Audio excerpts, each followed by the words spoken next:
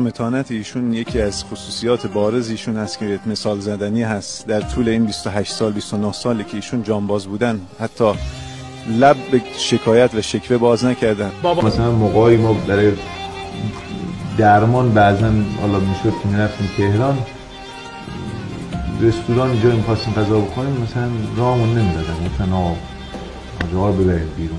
نگاه‌های مردم که سمت حاجی ها می‌کردن، مثلا دست بچه‌شون رو می‌گرفتن بیا بریم، مثلا بچه یه خورده میترسید و داد میزد و اینا، برای ما یه خورده مثلا می‌پرسم این مادرزاده اینجوری یا یه سانه باز شده اینجوری شده؟ شما فکر می‌کنید چرا اینجوریه؟ احساس کنم سانه باز شده اینجوری شده. چه سانه؟ مثلا تصادفی. هنوزم اغلب نمیشناسم، هنوزم نمیشناسم.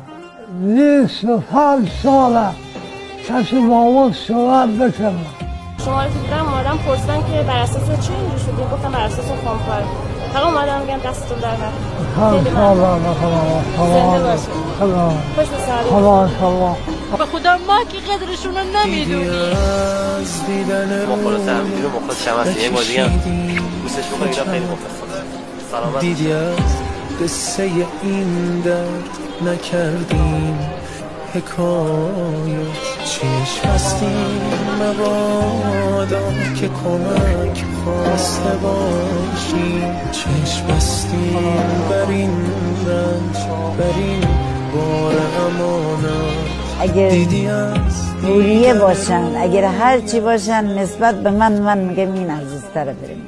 رجب در دوران حیات خودش فقط یک آرزو داشت. بزرگترین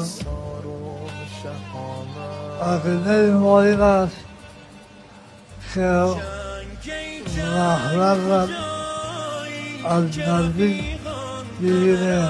بعد از محقق شدن این آرزو در سال 94 بابا رجب در اوایل مرداد سال جاری در بیمارستان رضوی تحت نظر پزشکان بستری شد. با توجه به شیمیایی بودن ایشون و مشکلات عدیده آناتومی پنجره و ریه‌شون، دو تا عفونت بسیار سخت از نظر درمانی مبتلا شده بودند، عفونت قارچی و عفونت سل مقاوم به درمان.